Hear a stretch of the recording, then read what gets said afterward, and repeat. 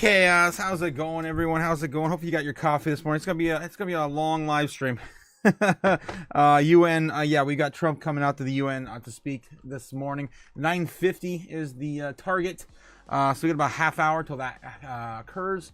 And of course, we're going to fill in the meantime with some crypto news and of course some TradFi nonsense. Good morning, guys. Hope you're waking up yet, guys. It's another day. It's another day. Same shit, different day. Yes. Yes. Yeah. Somehow my arcade monitor's back. Okay, yeah, okay. The arcade's up and running again, guys. Open for business. The Chaos Arcade lives again. All right, let's see what else we got going on in the chat, guys. How's it going? We got Cliff. We got Crypto JPEG. Of course, Cliff calling out the intro. Thanks again, man. Saying the intro's fire. Thanks again, my man. Yes, Crypto JPEG. Good morning, Otaku. Hope you have a better day. Hopefully, markets turn green, and so does everything in your life. Damn, that's the nicest thing ever, Crypto JPEG. Thanks again, right out the gate. Crypto JPEG also saying, ready for chaos today. Did we bottom, or are we in for more doom? Well, we're gonna take a look at the chart, and I'll show you. what I think anyway. At least, again, I was waiting for us to get in this golden pocket just to figure things out, and I think I figured it out. Streamer stuff is expensive. Whoa, Neb says, of course, you need to find a cheapo way. I was going back and forth with you in the chat on that. Just take a look at Facebook Marketplace. I've gotten all of my equipment. Honestly, I think 5 cameras. I probably paid about 120 total for all of the cameras I have right now, including my Brio, which you say is that worth $200 really new? That's insane. That's insane. Again, if it's free, it's for me, and if I can shave off a price, I will shave it off.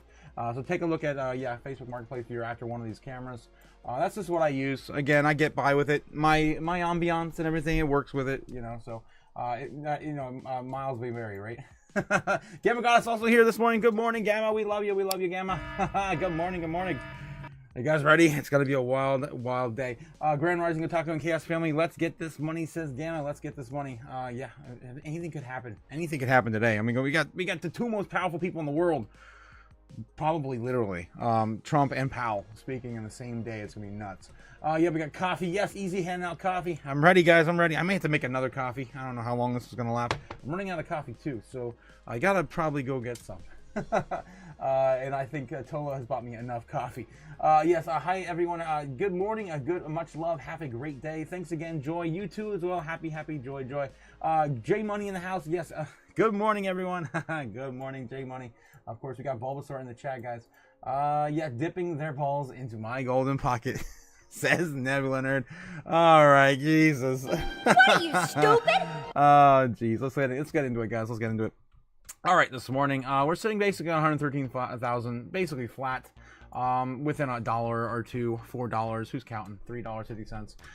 And we landed basically right on top of our baseline target from last night.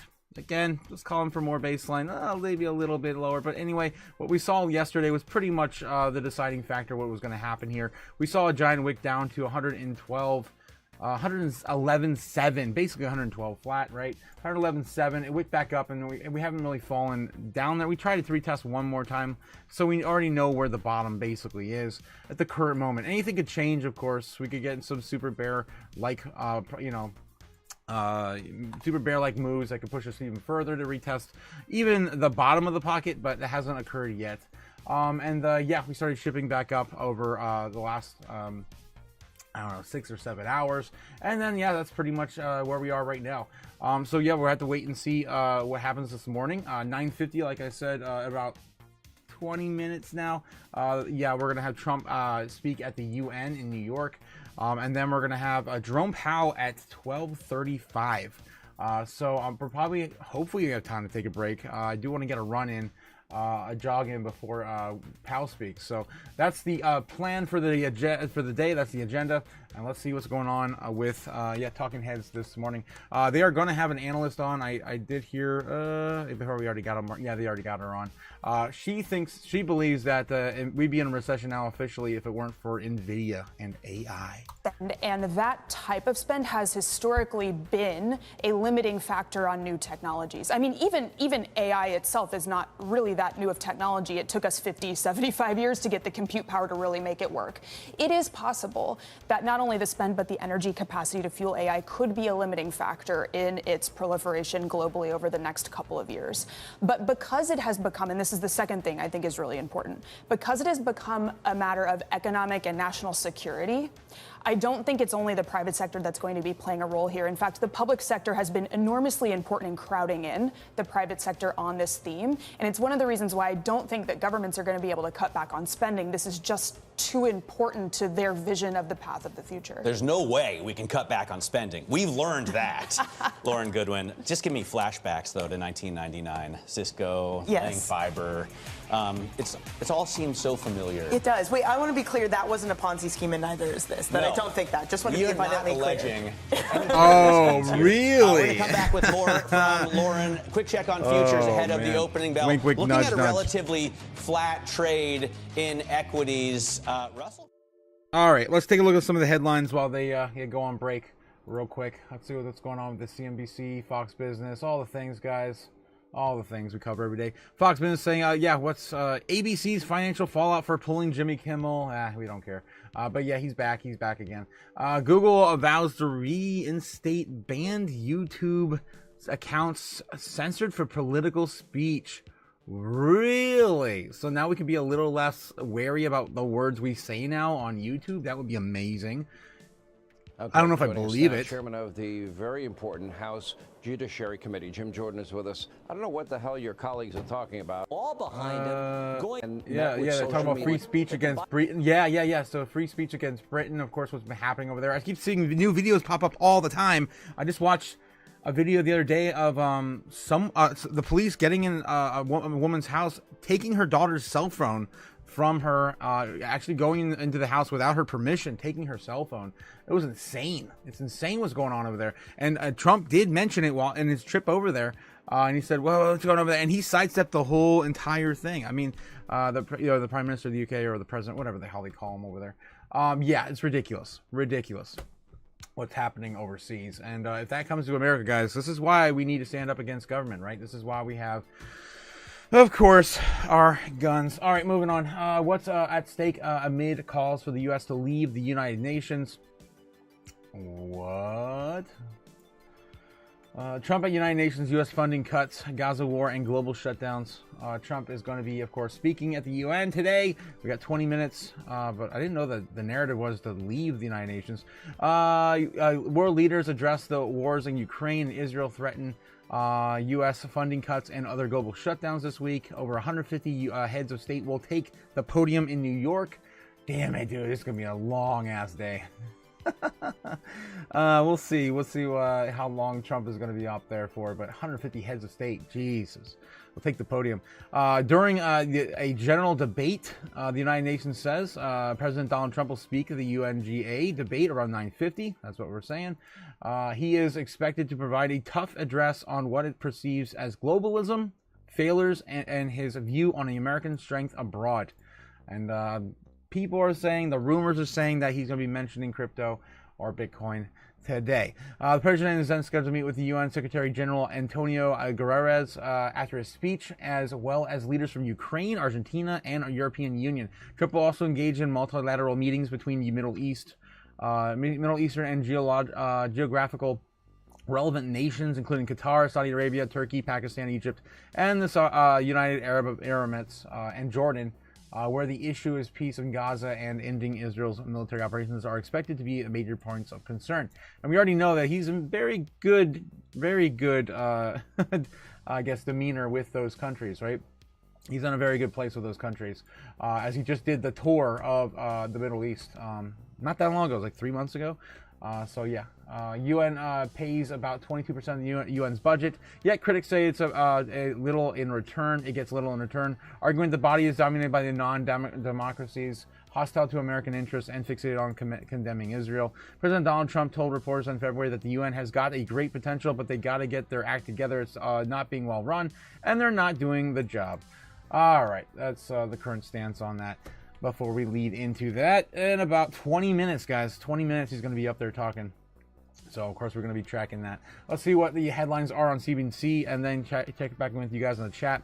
How you guys feeling today, man? I don't know. How you guys feeling today? I'm gonna put a poll up real quick. Let's see.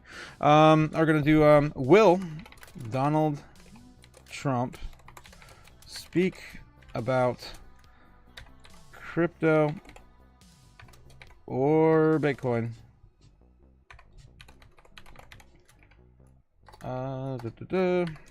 At the UN today. Yes or no? Yes or no? Simple yes or no. All right.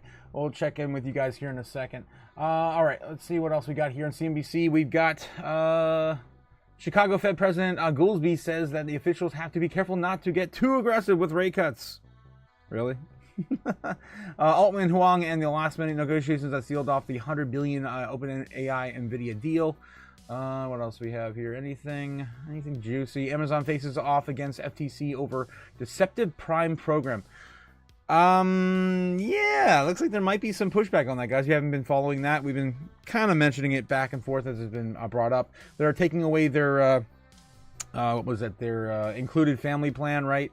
And they're going to be charging separate for that. I don't know exactly what their payment model is going to be in the future, but that's going to end in October. So again, if you want to send things to people's different addresses in your family, that may be ending here soon. And it looks like there may be some pushback on that legally. In terms of a deceptive Prime program, which no one really knew that it was, yeah, it was temporary. Everyone I talked to about it didn't. Prediction markets are already a $200 million business for Robinhood, says Piper Sandler. Crypto startup Zero Hash raises $104 million in Morgan Stanley, SoFi, Apollo, and others. Trump to meet with the top Democrats as their health care demands fuel the government shutdown risks. This is, again, one of the biggest narratives we have on our list, guys. Let's see what's how that's looking today on our list. Our list of narratives. Let's go through that real quick, guys. Here we go. Current narratives right now playing out. Crypto Roundtable hearing strategic Bitcoin Treasury. We still haven't heard too much from that, other than I think the biggest takeaways from that was Saylor, right? Saylor proposed a lot of major things for the strategic Bitcoin Reserve. And we had the SEC come out with lighter regulations on ETFs. So looks like that. I mean, that's what we know. Again, it was a closed door meeting, so we don't know exactly the details. But we did see some things kind of rear its head out of that closed door meeting. Eventually get passed into law, or at least being talked about for future laws. All right, Lisa Cook, is she still Cook? Doesn't even matter anymore. I don't think it even matters anymore, honestly. I think that's pretty much over. I don't think they have a leg to really get her out on that.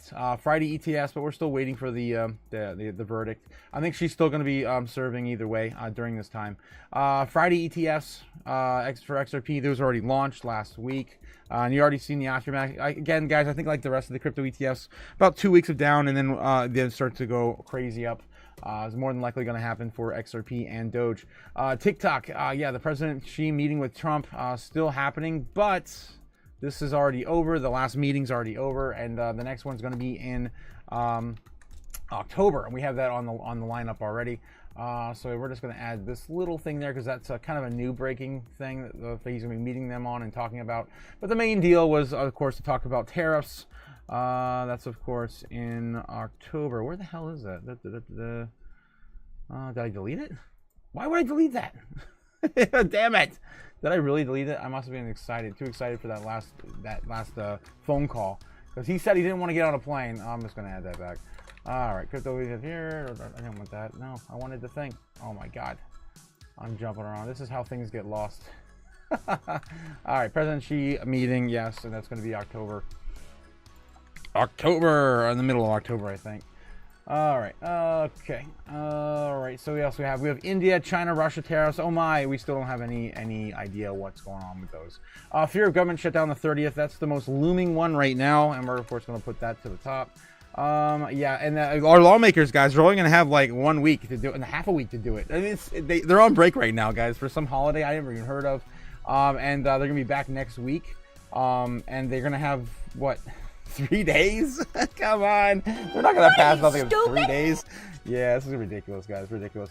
All right, and yeah, we have Trump versus Putin. Of course, peace talks with Zelensky still on the chopping block. I don't know what's going on with that. And then when 1,000 subs, guys, don't forget to hit the like and subscribe as we're trying to get to 1,000 subs. And don't forget, we're of course handing out wrenches along the way. Until we reach 1,000, we're not going to give another wrench out ever.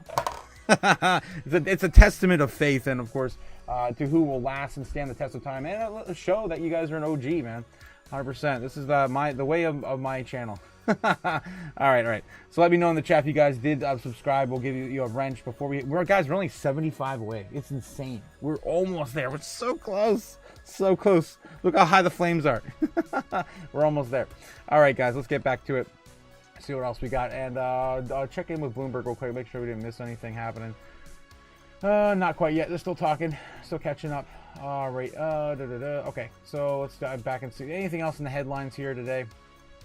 Trump to meet top Democrats as healthcare demands fuel government shutdown risk. Of course, this is the biggest narrative we have, and they only have a few days to really do anything with this.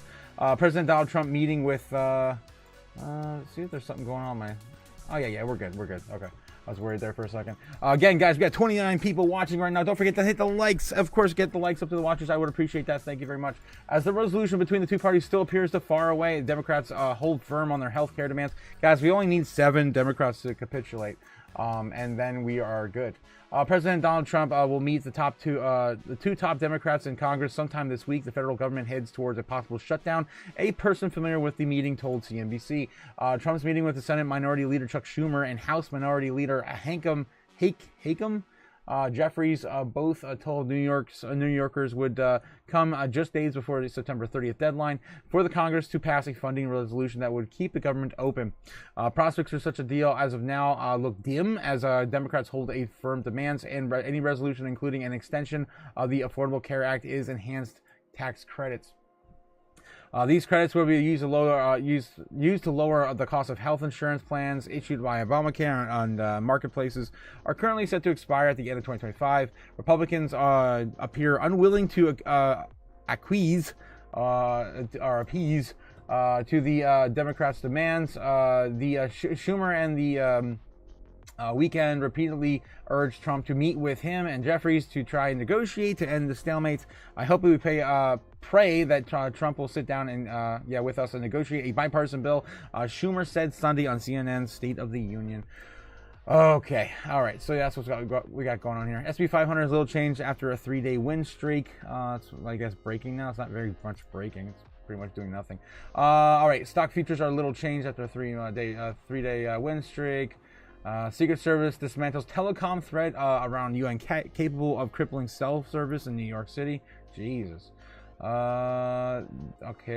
Yeah, it looks like most of these are not really great articles this morning. JP Morgan expects U.S. GDP to growth to slow or to a crawl over the next 2 quarters. Yes, more doom coming out of JP Morgan. They're crazy. Remember when they were calling for like 75%? Financial collapse this year for a recession. Chinese EV giant BYD says it has a backup plan if it's cut from the NVIDIA chip empire. White House denies Homan received $50K from undercover FBI agents. And India's betting on $18 billion to build a chip powerhouse. Here's what that means. U.S. and global growth forecast, yada, yada, yeah. Okay, I think we pretty much caught up on the chat news. Let's dig in real quick and make sure that no one's talking about anything interesting on the top news sources for business. Let's take a look at Bloomberg real quick. It is a positive day. Are we going to get another record and a 4th consecutive day of gains for this equity market? It is Broadcom leading us this morning, up 1.5%, what Nancy Tangler used to call the poor man's NVIDIA. I don't know if you can call it the poor man's NVIDIA anymore, considering all the gains that it has had. To the downside, though, it is NVIDIA that is weighing on this market after its $100 billion investment in OpenAI, which just invests that money back into NVIDIA, which invests it into OpenAI, which puts it into Oracle, which puts it into NVIDIA. Make of that what you will. Amazon shares also down this morning alongside Oracle. Elsewhere, when it comes to the sectors, it is energy pushing us higher with the price. All right, yeah, the Amazon's probably down because of that legal news. Anyway, all right, so let's see what's going on with CNBC. Of course, guys, you can get all this for free at newslive.com if you want to watch this at home and don't want to pay for all these stupid channels. Don't pay for something you get for free. What are you, stupid? Yeah, thank you, Oscar. All right, so yeah, big banks, just covering big banks right now on CNBC. It's kind of taken a rest because it has outperformed by so much, and it's so expensive, and it's kind of the bulletproof safety name as opposed to. It looks like the one Goldman that Sachs, has the Bank of leverage to America, recycle Morgan as Stanley, much, of course, leading but the way. today What it's else up, is you new? know. What else is new? Okay, moving forward, let's take a look and see what Fox Business is talking about. And they are on break as always. They're always on break every time I go over there. That's fine. That's fine. All right, guys, let's take a look at some crypto news and get back in the chat. I hope you guys having a great day at work and listening in. Yeah, just getting through, man. Getting through the fiat slavery that we all know and love, right? Yes. Stupid! Yes. So that's such as life. Grand Rising of the Otaku and Chaos family. Let's get this money. Gamma got us, of course. Everyone handing out coffee. Thanks again, guys, for coming out today. It's going to be a crazy day. New moon typically means top is in, says and dude. Ooh, we get a new moon. Did we get a full moon already this month? I think we already missed it. I think we had that last week or week. Usually it's around the middle of the month. It's the 23rd now in September. I'm wondering about the full moon cycle. Last full moon. Ask Google real quick. Which occurred on the 7th. Wow, that was kind of early. September corn moon, the last full moon. Next one will be on October 6th. So we're moving it up a little bit. To the beginning of the month. Okay. All right, so we got the moon, I guess the lunar cycles, of course. People get all kinds of crazy, guys, because remember, it affects the tides, and of course, humans are about 80 or whatever plus % water. So it moves us as well. That's why we call ourselves lunatics throughout the many generations of humans. Okay, let's see. Yes, Banana Republic. Trump is about to wipe out at least 1/4 to 1/2 of the national debt. The U.S. government has at least 2.6 billion ounces of gold that will be reevaluated 100% there. Banana Republic, exactly what is coming. Reevaluated at $3,750 an ounce. If we have it, it's going to be insane. That's like 10 trillion off the debt at least. And then, of course, obviously we're not going to sell all of it. You have to have some in the gold reserves, right? But of course, the idea is that we're going to have some of the evaluated gold rolled into Bitcoin. That's, of course, Cynthia Lummis's big idea. The unknown coming in with fire, chaos, and electricity. Dynamite. I love it. Thanks again, the unknown. Appreciate it, man. Let me know if you subscribe. If you have subbed, I'll send you a wrench your way. Strawberry Dragon says, good morning, Chaos Crew. Yes. Good morning. Strawberry Dragon's our favorite flavor of dragon. And she's still doing the 9 to 5, still working, and still hasn't got replaced by the robots yet. They're coming. Oh, so soon. It's ridiculous. 5 years, guys. It's going to be nuts. It's going to be a totally different world. All right, let's take a look and do another roundup. TradFi. Make sure nothing else has changed. We have about 5 minutes until they're going to have eyes on Trump at the UN. All right. So with that being said, I'm just going to kind of power through just real quick a few crypto-related articles, see what we can dig up this morning. And yeah, go from there. Okay, just like checking a look at Fox Business, make sure they don't got nothing. Okay, they got nothing. All right, here we go, guys. And we got to do a quick little roundup too on current sentiment. Current sentiment right now in the U.S. stock market sitting at 62 in greed. 62 in greed. We got stocks sitting 62 in greed. We got crypto looking right now probably neutral or in fear. Yes, still in fear from last night. Still at 43, the lowest we've seen in a few days now. And then we have, of course, the Dixie. How's the Dixie faring in all this? Looks like it's going sideways. Since it got flatlined right around 97. So yeah, it's still going sideways. Wondering what's going on with the dollar. Down I say. My favorite chart to look at in the morning. Year to date, it is just down and to the right. Of course, great for risk on assets like gold, silver, Bitcoin. All right. And then we've got crypto bubbles real quick. Just doing a quick little checkup today. ZBEC is killing it, guys. Oh my God. This is going to enter the top 100 soon. Yes, when will then be now? Soon. That's awesome. Of course, we shout out the ZBEC last night. It was only up 10% last night. Now up almost 20 on the day. Redonkulous. Let's take a look at the chart real quick. All right, this is the only thing holding up my portfolio right now, guys, other than Bitcoin. It's ZBEC. I'm sure a lot of you guys are feeling the same way too. Getting closer to breaking out towards 2005. It did touch a high of 2048 last night, so not that far away. 2005. Again, we haven't been there since the beginning of August. When was the last time we were at 2005? The middle of August, somewhere in that range. Of course, we were breaking up even higher before then. We were expecting a huge breakout. This just keeps getting delayed, kick the can down the road for Zibek. I'm still expecting a push up towards a penny before the end of the month, into or at the beginning of October. So somewhere in this time frame, still playing out to hit a penny finally on Zibek. All right, that's the idea there, right? That's the idea. Because we got we kicked the can down the wrong with all these other black swan like events. We do have a announcement coming out for Zibek today. Don't forget that as well. It was announced on Twitter last night. We covered it. We don't know what the announcement is going to entail, but they're going to announce something today as well. It's kind of crazy because Trump and Powell are all speaking the same day, and then Zibek also has a major announcement. All right. Let's move on. Let's get back to it. What else do we have here? AIC. What is this? AI companions. Oh boy, that could mean so many things. What are you, stupid? And the color and the naked lady. I don't know. It could mean so many things. I don't know why. That's trending right now in the top 200. Okay, they just broke in the top 200 right now on the day. Okay. So what else we got here? Bard is making some moves. 30%. We got Sind up 30%. Syndicate. And then the top 100. How's the top 100 doing?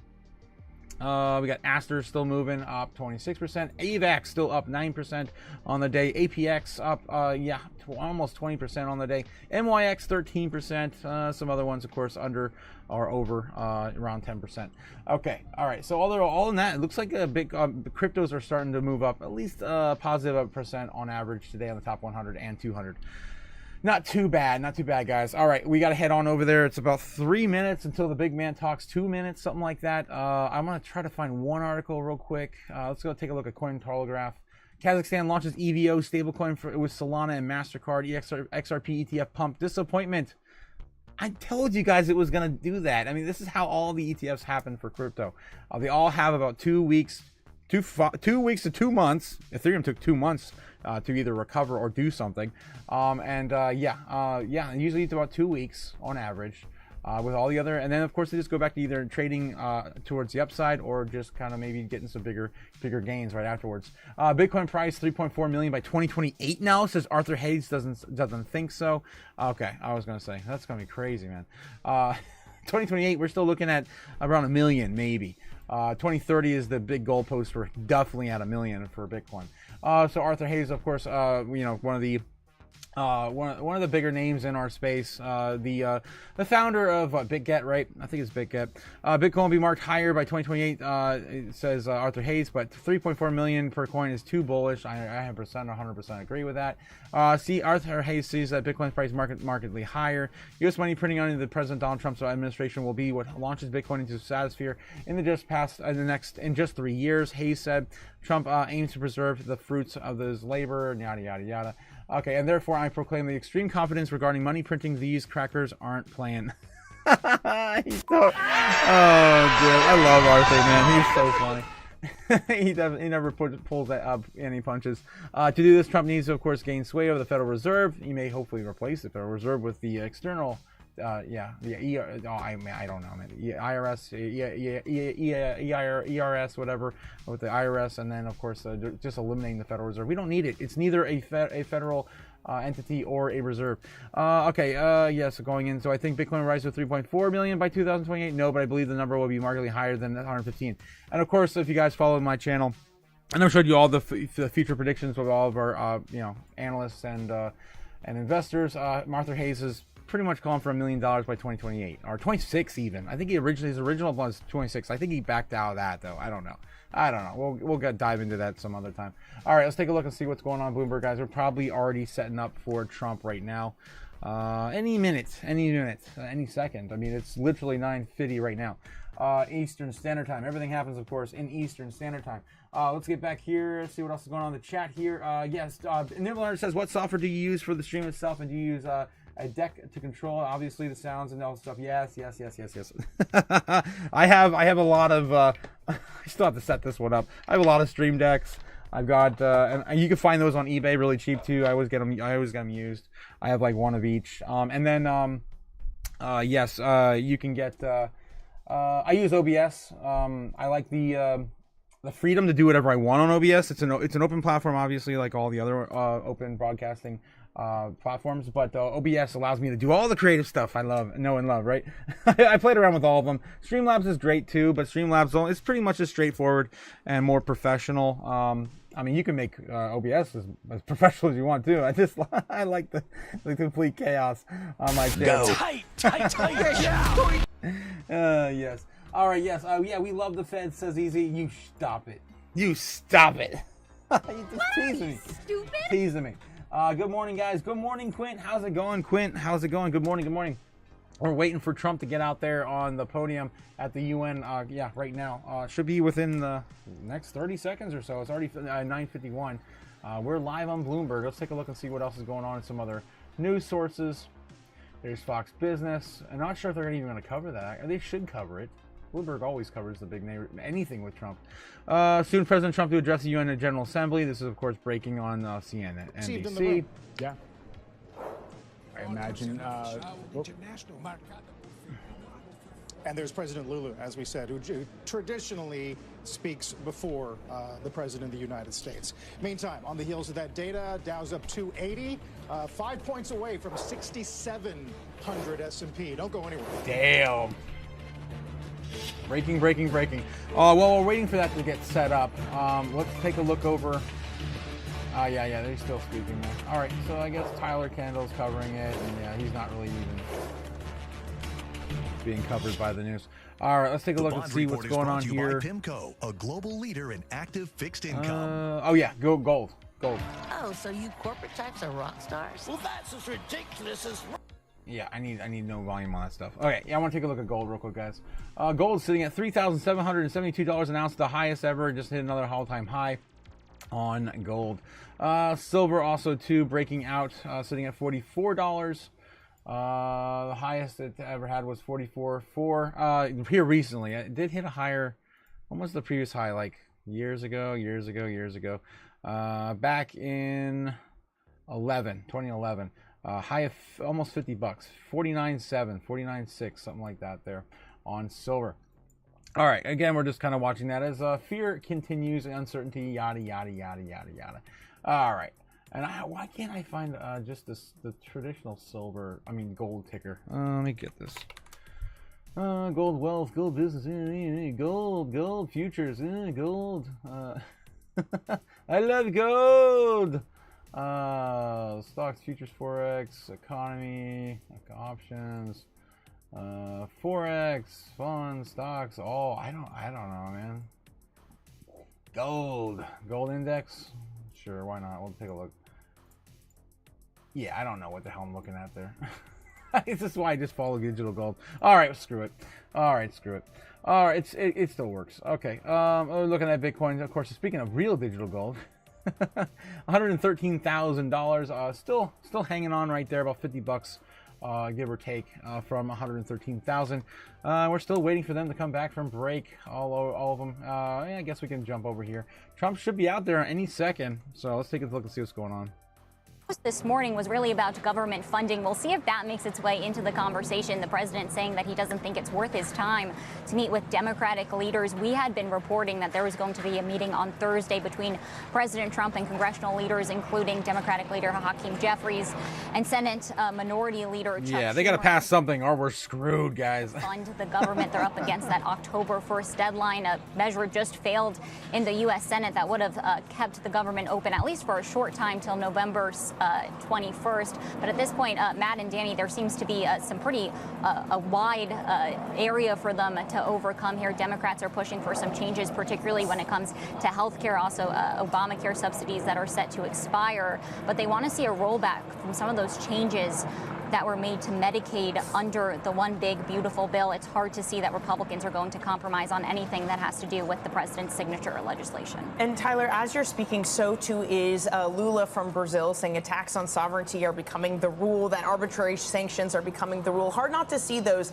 as a direct comment to the American president. When President Trump was at the UN Assembly last time, when he was last president, he railed against globalism, and it was a lot of members in that assembly that were met with shocked reactions to that. Tyler, will this time be different if he makes those appeals, especially to various countries like Europe, who he had been calling with in the past and still does for them to fund themselves? Right, it's a great point, Danny, and actually it does appear that these other countries did come prepared, because ahead of Lula's remarks, a person familiar actually did tell us here at Bloomberg News that he was going to target them against President Trump. I will quickly point out, of course, Brazil, an interesting case in and of itself, considering it is facing that very high 50% tariff rate tied to political concerns. All right, Tyler, thanks very much. Tyler Kendall there reporting live from the United Nations. And we will bring you, of course, President Trump's remarks as soon as he begins to speak. He will come up to the podium right after Lula steps down. Let's take a look at what's going on in stocks.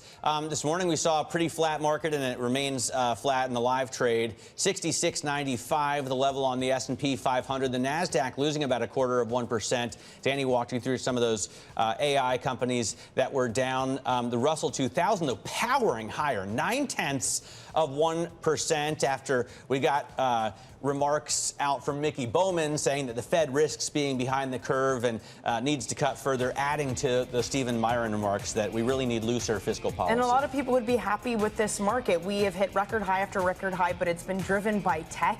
I think to see some broader participation would make people happy, considering the S&P is up 14% year to date. An equal weighted version is only up 8%. Coming up, we'll get those remarks from President Trump. We'll also be joined with Catherine Bordelme of Goldman Sachs. All right. We're going on break. Really? Geez, he could come out any second. Okay, let's see what else we got here. CNBC, or they got anything coverage right now? Not really. Talking about Palantir. We got talking about Fox. Trying to still set up for those remarks too, of course, getting initial reactions. So I like to have all the data in front of us for you guys at work. Or to glance down at. I was there, man. I know exactly how you guys are feeling. I was definitely doing all this back in 2021. Let's see. Good morning, yes, Chaos Crew. Good morning, yes. Good morning, guys. Quentin also in the house. Easy says we love the Fed. Yeah, we don't. Leandro says, "What's up, Chaos Crew?" And happy Tuesday, Taco Tuesday, guys. It's Otaku Tuesday. Thanks again, guys. I want to say something, about Lula, but I can't. Yeah.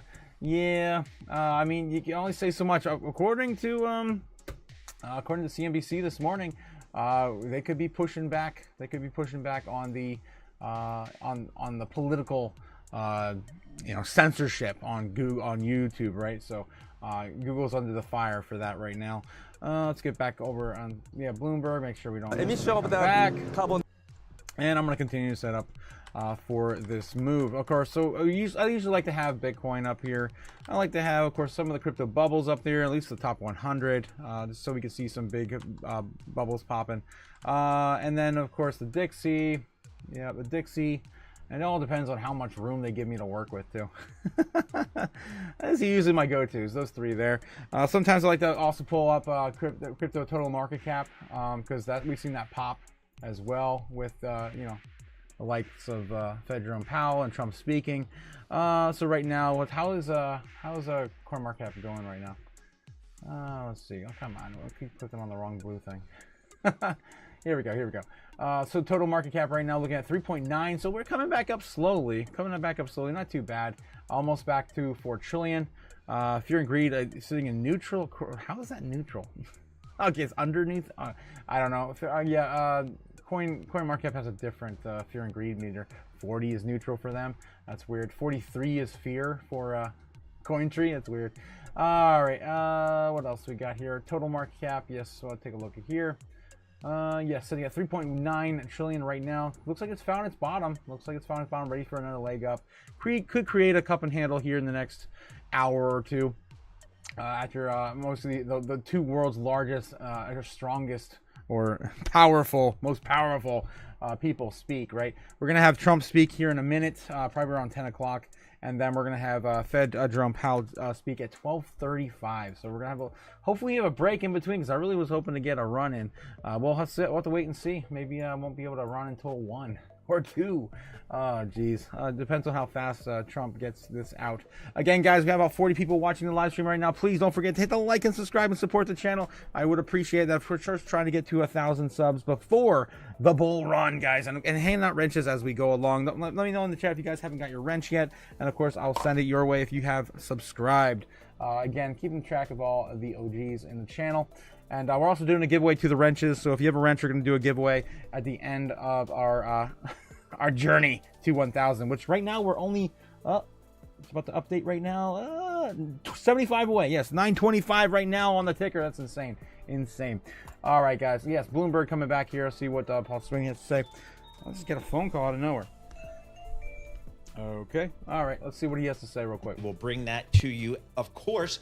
We've got a lot of other things pending here, Scarlett. We're going to check in with maybe Ender Kerr and get his thoughts on the UN speech from President Trump. David Bahnsen, he's the Chief Investment Officer of the Bahnsen Group. He's going to give us a sense of what's happening with the markets. So we'll keep on top of the markets. Mandeep Singh, Bloomberg Intelligence Senior Tech Analyst, talk to us about OpenAI, NVIDIA. I mean, the focus is not that it ever left the AI story in the marketplace, but just refocused back on AI and the intense dollars being allocated there, the valuations being created there. But, you know, I feel like NVIDIA is a special case because it has so much cash to throw around, more so than any other player. So it can throw 10 billion here, 100 billion there, and it's like no big deal, and it still has money to spare. It still has money to spare. So we'll stay on top of that, and of course, we'll have bring President Trump's comments at the United Nations. Important they will certainly be. Looking at the markets here, kind of just mixed here, but let's get a reset of these markets. As we begin our Bloomberg Intelligence program over the next 2 hours. We'll go to John Tucker with a Bloomberg business. All right, we're still waiting for him. We're still waiting for it, guys. It's ridiculous. What's going on? We were promised 9:50. It's now 10 o'clock. All right, let's see. What else we got? CNBC. President Trump's UN General Assembly speech. President Trump has effectively restored American strength on the world stage. His historic speech of the United Nations Assembly will highlight the success in delivering peace on a scale that no other president has accomplished, while simultaneously speaking bluntly about how the globalist ideologies risk destroying successful nations around the world. So that's going to be the narrative today. Apparently, that's on the agenda. Let's see what's going on. Moments away, President Donald Trump will address the United Nations. All right, what else we got? Fox Business. Have they got him up there yet? Anybody got him up there yet? Come on. What am I waiting for? Just never wants to load on Fox. That's weird. I'm gonna go back to Bloomberg then. Okay. Anytime now. Come on, they're on break. Oh my God. Exhausting. Jake the Snake says, I want 950,000. What in the hell are you talking about, Jake? Crazy bastard. Easy says, answer my call. Was that you on the phone? We'll never know. Oh God, guys. Let's see what else we got here. Higher costs. Yes, look at this. Yes, Doom. Yes, Fox Business covering some Doom. I love it. Yes, let's go. All right, so yeah, higher costs. Rent is about up 4% since 2024. Half of renters pay about a third of their income in rent. Oh, damn, dude, this is brutal. I just put it on a credit card this year. What are you, stupid? Yes. If they let me do it, I'll do it. Electricity up 6% in 2025. Oh, it's more than that. Mine went up 20. It's more than that. I guess overall, maybe for the whole country. I don't know. Some areas in Chicago, Illinois. I'm south of Chicago, about 2 hours south. Mine went up 20%. Out-of-pocket health costs, $1,500 per capita since 2023. Damn. Yeah, it's rough, guys. It's rough. Let's see if is Trump back yet. Oh God. Mondani is gaining support from moderates. Now, okay, all right. This, of course, Fox Business, covering the Fox Business type stuff. All right, let's see. Yeah, Paul Sweeney alongside Scarlett, yada. Bloomberg, yep, still waiting for Trump to come out. Oh, man. Credit card cash back on your bills, says Jake the Snake. No, I just have a really low interest rate. I just run it out to the end of the year. What are you, stupid? Yes, I like the liquid capital. I mean, that's how I invest in crypto. Okay, shill harder. Yes, Jake the Snake requiring me, of course, reminding me to shill harder. Guys, if you haven't already, please don't forget to hit the like button and subscribe. Jake the Snake demands it. Long live the king. Jake the Snake. Thanks again for supporting the channel, Jake. Yeah, we got to get you. We got to get you on, my man. Yes, credit card cashback on your... No such thing. I don't deal with all the rewards and stuff. It's all noise, in my opinion. 41 in chat. We need 42 likes. 40. Oh my God, guys! Whoa! Come on, guys. Let's get the likes up to the watchers. Let's get this. 100% Jake. Thanks again, guys, for supporting us in the chat. Tola coming up with a $4 super chat. Thank you, my man, for the coffee. Salute. I will be getting some this week for sure. I am down to 4 K-cups, three today actually. That's the one I just used. I am getting, thanks again, Tola, for yeah, and I think I actually get paid this week, if not today, from YouTube. So I will actually finally be able to get some some sort of joy out of my life again. Like food. Oh yay, food. Yeah, I got paid today. Let's go, guys. Let's go. It's time to celebrate. Hell yeah. Boom. Give me money. Money me. Money now. Me a money needing a lot yes. Thanks again so much for supporting the channel, guys. I really love and appreciate you guys. I can't do this without you. You guys bring so much chaos to the channel. And I can't wait to see where we're going to be in the future, man. We're so early. We're not even at 1,000 yet. We're 75 away from 1,000. It's insane. We finally got there, though. We're so close. I can taste it. All right. So, yeah, it looks like we're still getting statements from the head of the UN, I'm assuming. I don't know. The president of the UN, I'm assuming. Moments away, President Trump will address the nations. Yes. Everyone's, of course, waiting for it. Let's see if Bloomberg's got anything. Any takeaway right now? Shares down more than 4% because it did get downgraded at Jefferies. Analysts there voicing concerns about the lack of an announcement for a data center deal for its Comanche Peak nuclear power plant in Texas. And so that's been cut to hold from buy, and price target lowered to 230 from 241 previously. But you know what? Let's put this into perspective, right? So Vistra shares, one of the shares that have benefited from this energy demand, data center demand because of AI. This year, shares are up 53%. They soared 258% in 2024 and 66% in 2023. So it's a little bit of a pullback, but at the same time, it's a drop in the bucket considering how much it has risen in the last few years. All right, Christina Kino, thank you so much with our movers for the morning, and of course for more conversations like this. All right. We're still waiting, guys. We're still waiting. But I asked you guys in a poll this morning: will Donald Trump speak about crypto or Bitcoin in the UN today? And 54% of you guys say yes. So it's all very, very much divided. Flip a coin on this one. All right, I'm gonna flip a coin on this one. All right. Will Trump say anything about crypto or Bitcoin today at all? Let's of course see what I'm gonna do that again. I got tails, guys. So probably not. All right, that's the coin flip. Thanks again, guys, for participating in the chat and the poll today. All right, let's see. We're still waiting. That's the comments. She's like, get me off the screen, please. I'm done. We're waiting for Trump. Everyone's waiting. CNBC. SP 500, talk moments away. Yes, United Nations talk. Trump is late. He's 20 minutes late now. Fox Business. Oh God, what is he wearing? What in the hell? What are you, stupid? What are you, stupid? What are you, stupid? What are you, stupid? What is that? That's like a cow. That's insane.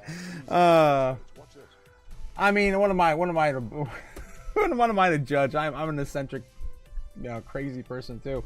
Where an eccentric piece of shit. That's what I was gonna say. Oh my God, sitting out here playing with my toys, wearing a mask. Oh my God. All right. Where Trump? Where Orange Man? Orange Man talk orange coin. Oh Jesus, booga sugar. LOL. Yeah, let's get it. Let's look at ZBCN says Jake the Snake. Oh my God, yeah. Oh, we just got it, guys. Orange Man just popped up. Here we go. So very happy to be up here with you, nevertheless. And that way you speak more from the heart.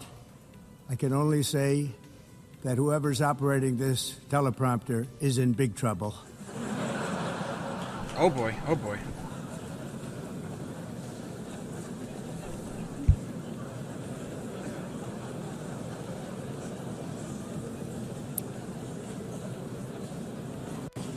Hello, Madam First Lady. Thank you very much for being here. And Madam President, Mr. Secretary General, First Lady of the United States, distinguished delegates, ambassadors, and world leaders. 6 years have passed since I last stood in this grand hall and addressed a world that was prosperous and at peace in my first term. Since that day, the guns of war have shattered the peace I forged on 2 continents. An era of calm and stability gave way to one of the great crises of our time. And here in the United States, 4 years of weakness, lawlessness, and radicalism under the last administration delivered our nation into a repeated set of disasters. 1 year ago, our country was in deep trouble, but today, just 8 months into my administration, we are the hottest country anywhere in the world, and there is no other country even close. America is blessed with the strongest economy, the strongest borders, the strongest military, the strongest friendships, and the strongest spirit of any nation on the face of the earth. This is indeed the golden age of America. We are rapidly reversing the economic calamity we inherited from the previous administration, including ruinous price increases and record-setting inflation. Inflation like we've never had before. Under my leadership, energy costs are down, gasoline prices are down, grocery prices are down, mortgage rates are down, and inflation has been defeated.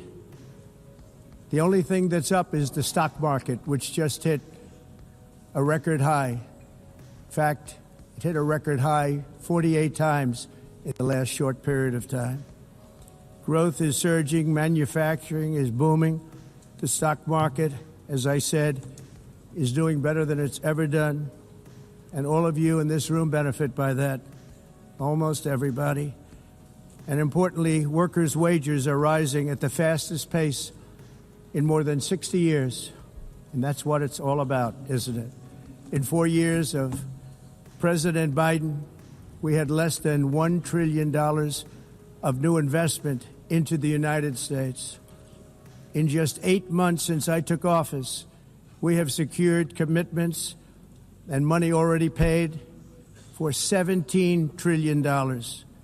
Think of it, 4 years, less than $1 trillion, 8 months, much more than $17 trillion is being invested in the United States, and it's now pouring in from all parts of the world.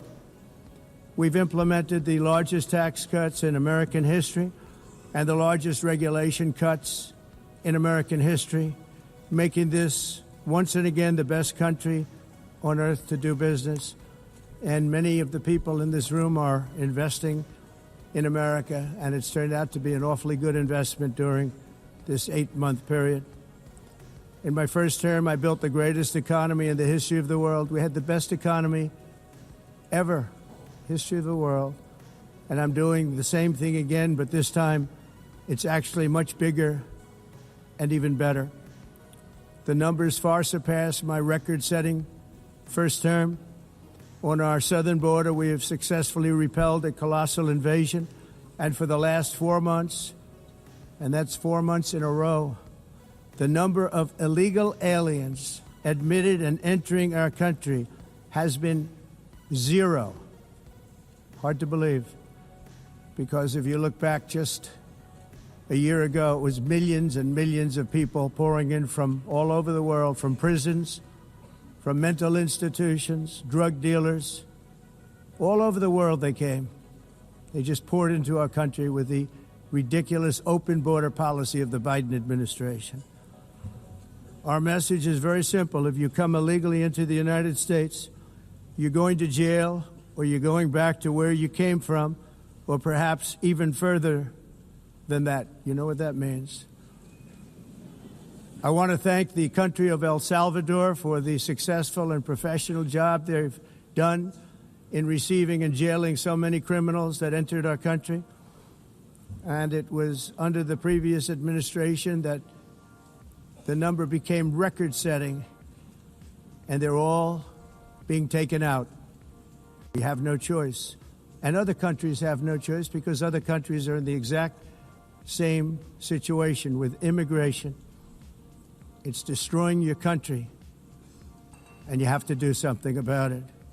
On the world stage, America is respected again like it has never been respected before. You think about 2 years ago, 3 years ago, 4 years ago, or 1 year ago, we were a laughingstock all over the world. At the NATO summit in June, virtually all NATO members formally committed to increase defense spending at my request from 2% to 5% of GDP, making our alliance far stronger and more powerful than it was ever before.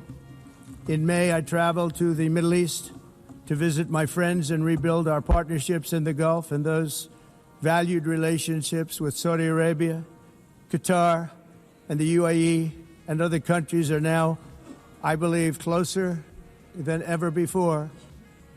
My administration has negotiated one historic trade deal after another, including with the United Kingdom, the European Union, Japan, South Korea, Vietnam, Indonesia, the Philippines, Malaysia, and many, many others. Likewise, in a period of just 7 months, I have ended 7 unendable wars. They said they were unendable.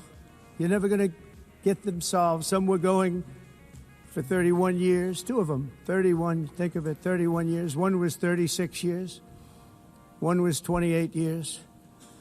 I ended 7 wars. And in all cases, they were raging with countless thousands of people being killed. This includes Cambodia and Thailand, Kosovo and Serbia, the Congo and Rwanda, a vicious, violent war that was, Pakistan and India, Israel and Iran, Egypt and Ethiopia, and Armenia and Azerbaijan. It included all of them. No president or prime minister, and for that matter, no other country has ever done anything close to that. And I did it in just 7 months. It's never happened before. There's never been anything like that. I'm very honored to have done it. It's too bad that I had to do these things instead of the United Nations doing them. And sadly, in all cases, the United Nations did not even try to help in any of them. I ended 7 wars, dealt with the leaders of each and every one of these countries, and never even received a phone call from the United Nations offering to help in finalizing the deal. All I got from the United Nations was an escalator that on the way...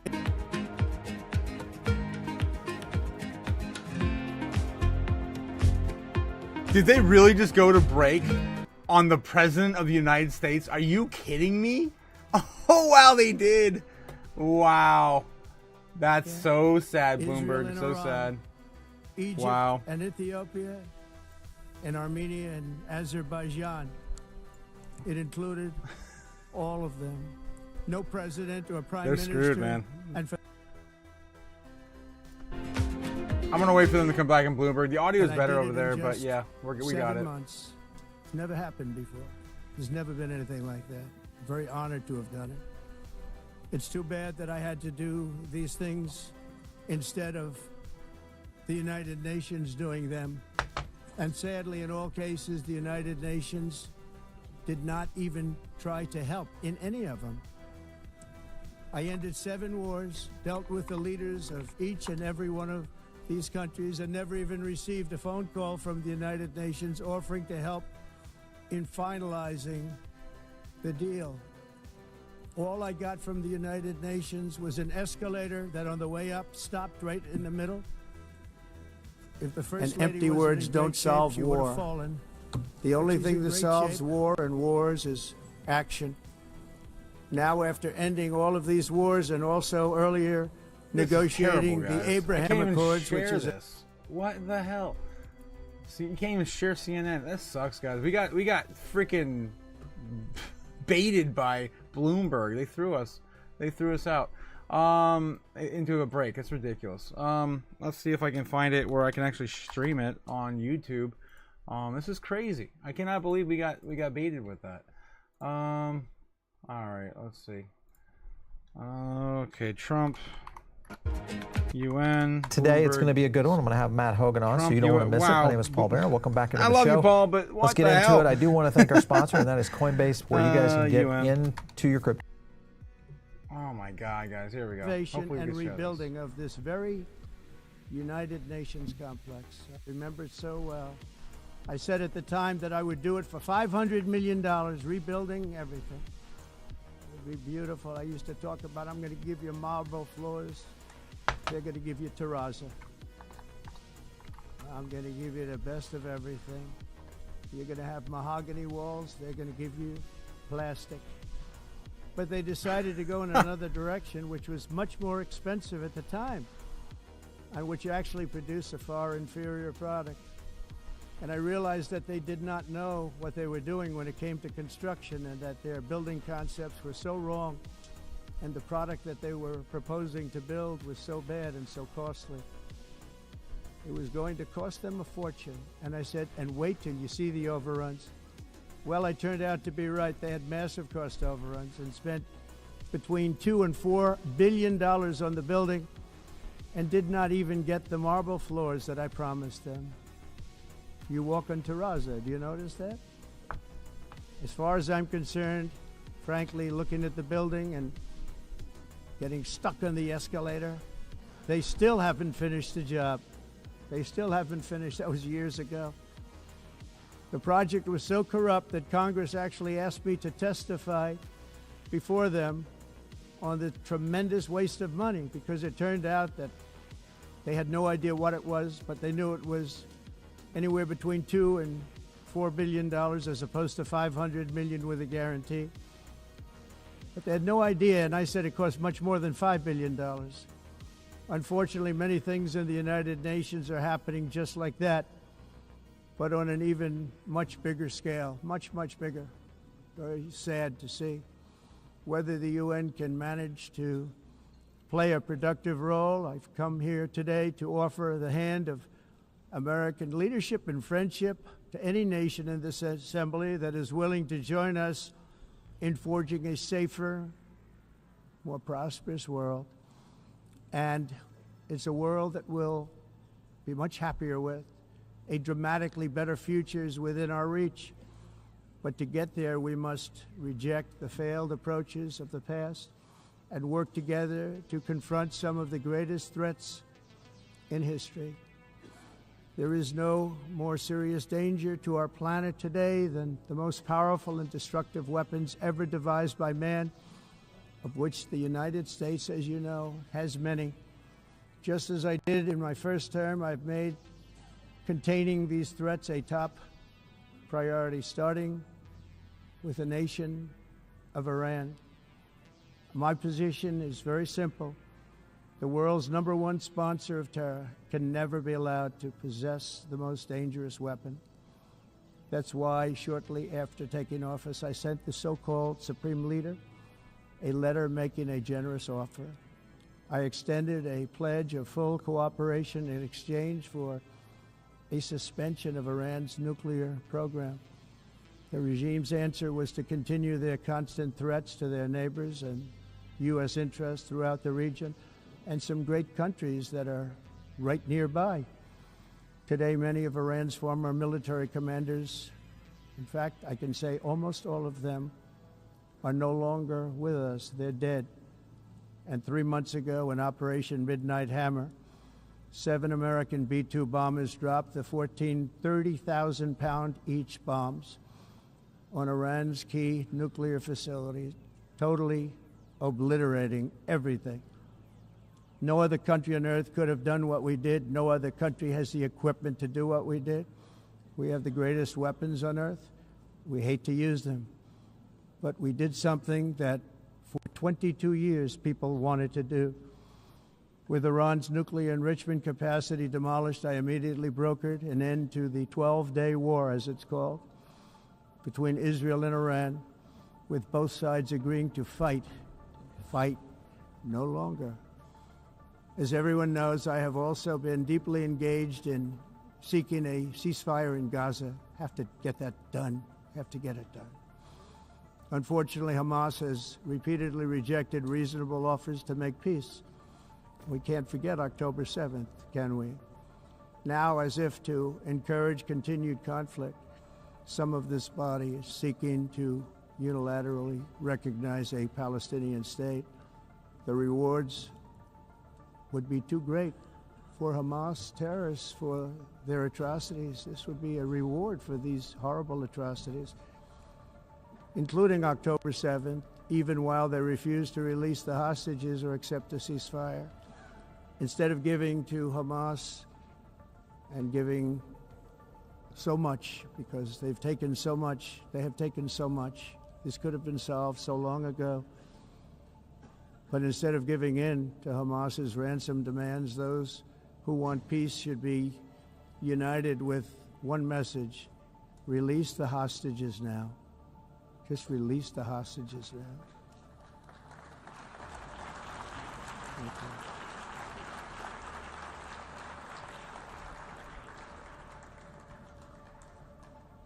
Thank you. As we have got to come together, and we will come together, got to get it done.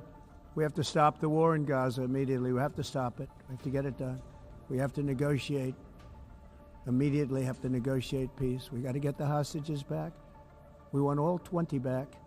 We don't want 2 and 4. As you know, I got, along with Steve Witkoff and others that helped us, Marco Rubio, we got most of them back. We were involved in all of them. But I always said the last 20 are going to be the hardest, and that's exactly what happened. We have to get them back now. We don't want to get back 2, and then another 2, and then 1, and then 3. Have this process. No, we want them all back, and we want the actually 38 dead bodies back too. Those parents came to me, and they want them back, and they want them back very quickly and very badly, as though they were alive. They want them. They want them every bit as much as if their son or daughter were alive.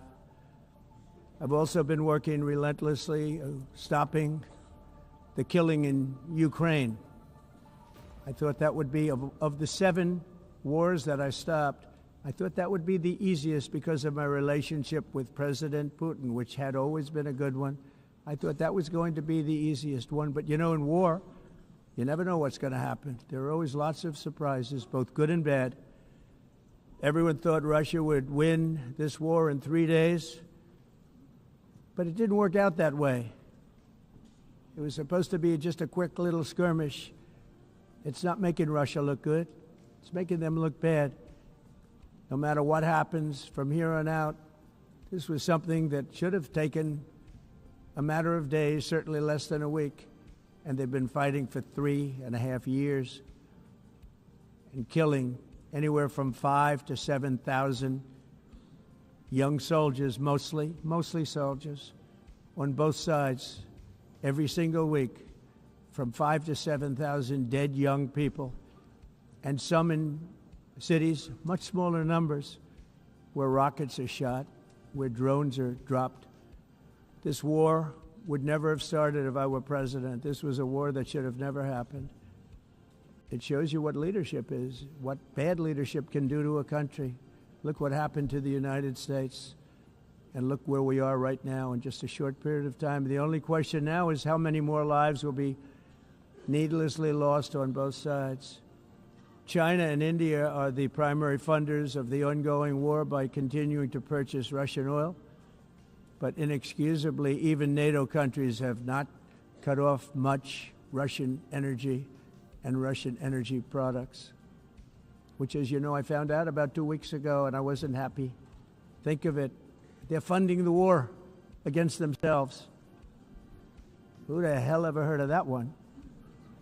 In the event that Russia is not ready to make a deal to end the war, then the United States is fully prepared to impose a very strong round of powerful tariffs, which would stop the bloodshed, I believe, very quickly. But for those tariffs to be effective, European nations, all of you are gathered here right now, would have to join us in adopting the exact same measures. I mean, you're much closer to this. We have an ocean in between. You're right there.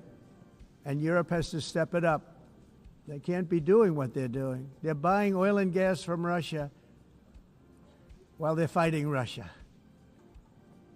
It's embarrassing to them, and it was very embarrassing to them when I found out about it, I can tell you that.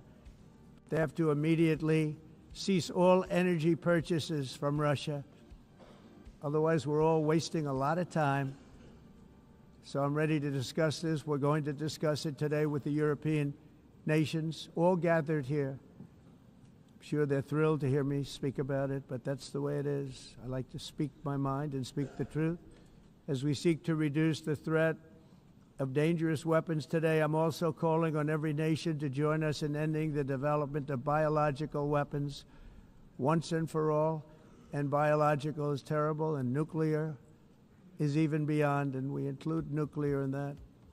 We want to have a cessation of the development of nuclear weapons. We know, and I get to view it all the time. Sir, would you like to see? And I look at weapons that are so powerful that we just can't ever use them. If we ever use them, the world literally might come to an end. There would be no United Nations to be talking about. There would be no nothing. Just a few years ago, reckless experiments overseas gave us a devastating global pandemic. Yet despite that worldwide catastrophe, many countries are continuing extremely risky research into bioweapons and man-made pathogens. This is unbelievably dangerous. To prevent potential disasters, I'm announcing today that my administration will lead an international effort to enforce Biological Weapons Convention, which is going to be meeting with the top leaders of the world by pioneering an AI verification system that everyone can trust. Hopefully the UN can play a constructive role, and it will also be one of the early projects under AI. Let's see how good it is, because a lot of people are saying it could be one of the great things ever, but it also can be dangerous, but it can be put to tremendous use and tremendous good, and this would be an example of that. Not only is the UN not solving the problems it should, too often, it's actually creating new problems for us to solve. The best example is the #1 political issue of our time, the crisis of uncontrolled migration. It's uncontrolled. Your countries are being ruined. The United Nations is funding an assault on Western countries and their borders.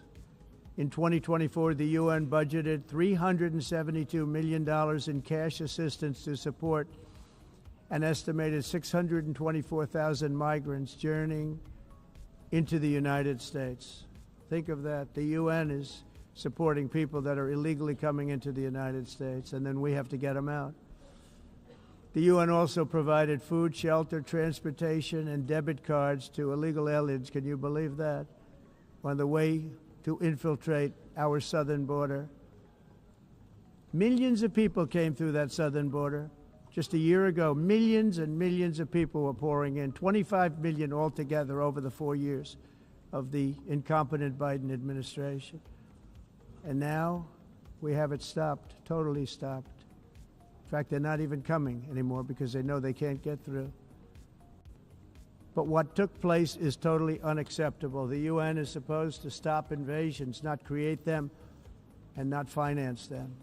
In the United States, we reject the idea that mass numbers of people from foreign lands can be permitted to travel halfway around the world, trample our borders, violate our sovereignty, cause unmitigated crime, and deplete our social safety net.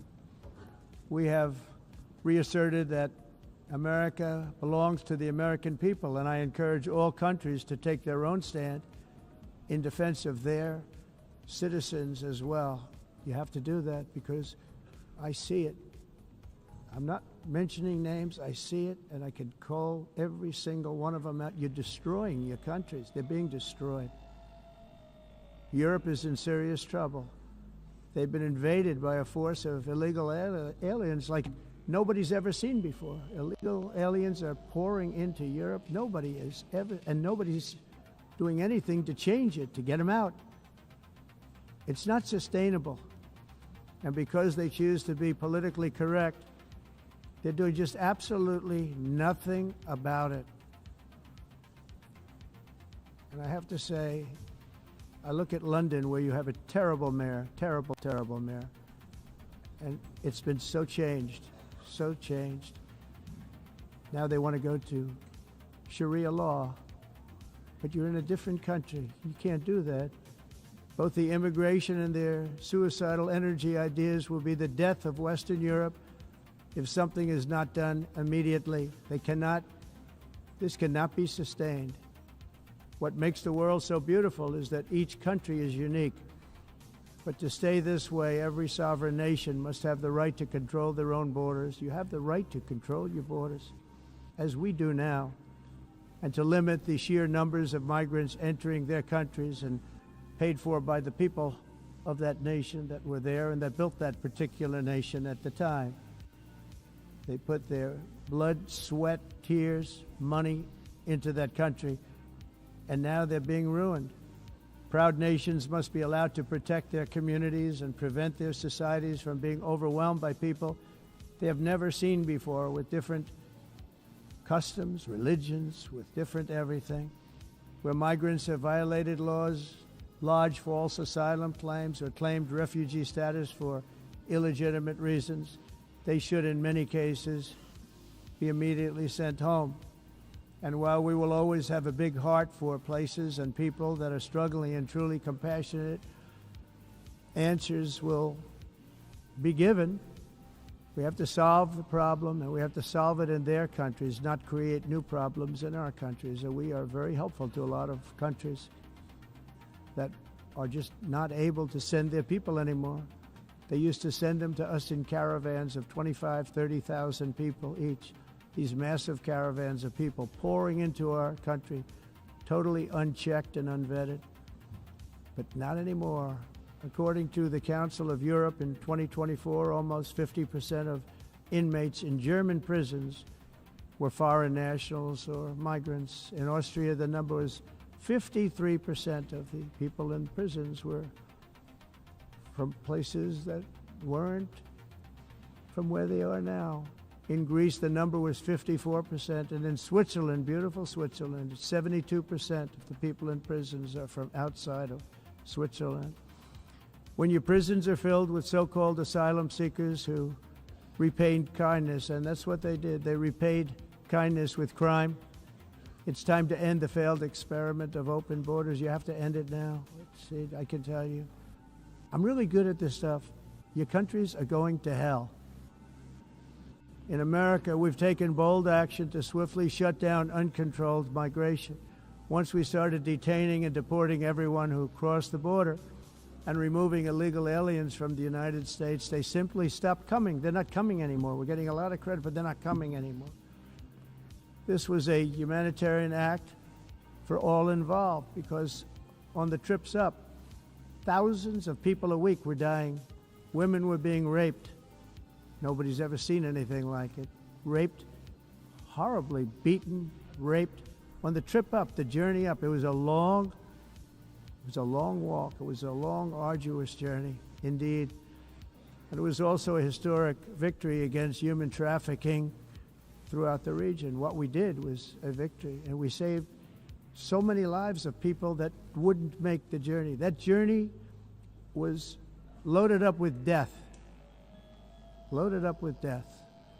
Dead bodies all along the roads of jungles. To get up, they go through jungles, they go through areas so hot you couldn't breathe. They were dying of suffocation, areas so hot that you couldn't breathe. Dead bodies all over. By them not coming, we're saving tremendous numbers of lives. My people have done a fantastic job in doing what they did, and the American public agrees with it. I mean, I was very proud to see this morning I have the highest poll numbers I've ever had. Part of it is because of what we've done on the border. I guess the other part is what we've done in the economy.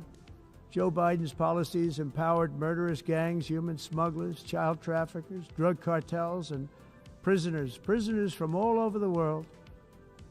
The previous administration also lost nearly 300,000 children. Think of that. They lost more than 300,000 children, little children, who were trafficked into the United States on the Biden watch, many of whom have been raped, exploited, and abused, and sold. Sold. Nobody talks about that. The fake news doesn't write about it. With many others, young children who are missing or dead.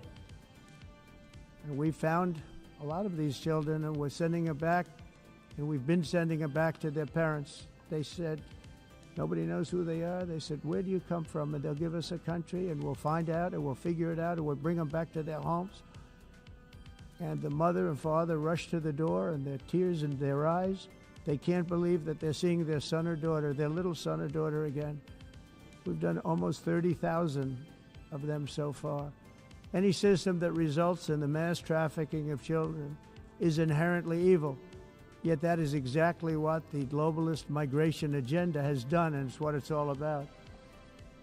In America, those days, as you know, are over. The Trump administration is working, and we are continuing to work to track down the villains that are causing this problem, and also, as I said, to get back the 30,000 we've already returned. Now I think we're going to have another. We're going to find a lot. You're not going to find all of them. 300, more than 300,000. They're lost or they're dead. They're lost or they're dead because of the animals that did this. To protect our citizens, I've also designated multiple savage drug cartels as far as and you see this, and you see it happening right before your eyes. Let's put it this way, people don't like taking big loads of drugs in boats anymore. There aren't too many boats that are traveling on the seas by Venezuela. They tend not to want to travel very quickly anymore. And we've virtually stopped drugs coming into our country by sea. We call them the water drugs. They kill hundreds of thousands of people. I've also designated multiple savage drug cartels as far as foreign terrorist organizations, along with two bloodthirsty transnational gangs, probably the worst gangs anywhere in the world, MS-13 and Tren de Aragua. Tren de Aragua is from Venezuela, by the way. Such organizations torture, maim, mutilate, and murder with impunity. They're the enemies of all humanity. For this reason, we've recently begun using the supreme power of the United States military to destroy Venezuelan terrorists and trafficking networks led by Nicolas Maduro. To every terrorist thug smuggling poisonous drugs into the United States of America, please be warned that we will blow you out of existence. That's what we're doing. We have no choice. Can't let it happen. They're destroying. I believe we lost 300,000 people last year to drugs, 300,000. Fentanyl and other drugs. Each boat that we sink carries drugs that would kill more than 25,000 Americans. We will not let that happen. Energy is another area where the United States is now thriving like never before. We're getting rid of the falsely named renewables. By the way, they're a joke. They don't work. They're too expensive. They're not strong enough to fire up the plants that you need to make your country great. The wind doesn't blow. Those big windmills are so pathetic and so bad, so expensive to operate. And they have to be rebuilt all the time, and they start to rust and rot. Most expensive energy ever conceived, and it's actually energy. You're supposed to make money with energy, not lose money. You lose money, the governments have to subsidize. You can't put them out without massive subsidies. And most of them are built in China, and I give China a lot of credit. They build them, but they very few wind farms. So why is it that they build them and they send them all over the world, but they barely use them? You know what they use? Coal. They use gas. They use almost anything, but they don't like wind. But they sure as hell like selling the windmills. Europe, on the other hand, has a long way to go with many countries being on the brink of destruction because of the green energy agenda. And I give a lot of credit to Germany. Germany was being led down a very sick path, both on immigration, by the way, and on energy.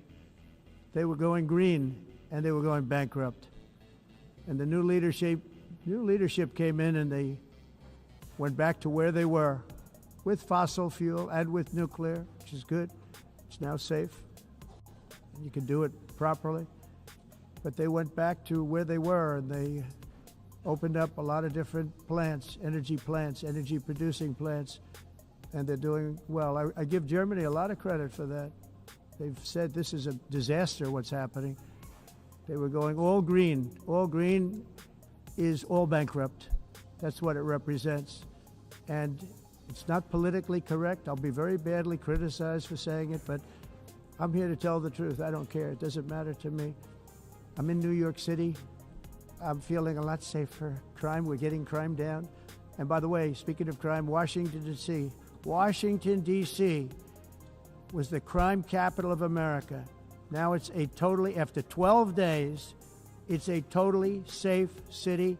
Everyone's going out to dinner. They're going out to restaurants. Your wife can walk down the middle of the street with or without you. Nothing's going to happen. My people have done a fantastic job. And yes, I called in the National Guard, and the National Guard took care of business, and they weren't politically correct, but they took care of business. We got 1,700 career criminals out, brought them back to where they came from, the countries where they came from, or put them in jails. Washington, D.C. is now a totally safe city again, and I welcome you to come. In fact, we'll have dinner together at a local restaurant, and we'll be able to walk. We don't have to go by an armor-plated vehicle. We'll walk right over there from the White House.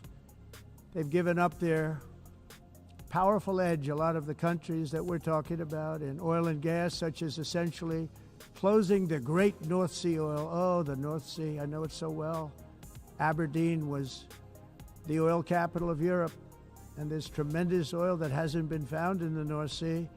Tremendous oil. And I was with the Prime Minister I respect and like a lot, and I said, you're sitting with the greatest asset. They essentially closed it by making it so highly taxed that no developer, no oil company can go there. They have tremendous oil left, and more importantly, they have tremendous oil that hasn't even been found yet. And what a tremendous asset for the United Kingdom. And I hope the Prime Minister is listening, because I told it to him 3 days in a row. That's all he heard. North Sea oil, North Sea, because I want to see them do well. I want to stop seeing them ruining that beautiful Scottish and English countryside with windmills and massive solar panels that go 7 miles by 7 miles, taking away farmland. But we're not letting this happen in America. In 1982, the executive director of the United Nations Environmental Program predicted that by the year 2000, climate change would cause a global catastrophe. He said that it will be irreversible, as any nuclear holocaust would be. This is what they said at the United Nations. What happened? Here we are. Another UN official stated in 1989 that within a decade, entire nations could be wiped off the map by global warming. Not happening. You know, it used to be global cooling. If you look back years ago in the 1920s and the 1930s, they said, global cooling will kill the world. We have to do something. Then they said global warming will kill the world. But then it started getting cooler, so now they could just call it climate change, because that way they can't miss. It's climate change. Because if it goes higher or lower, whatever the hell happens, there's climate change.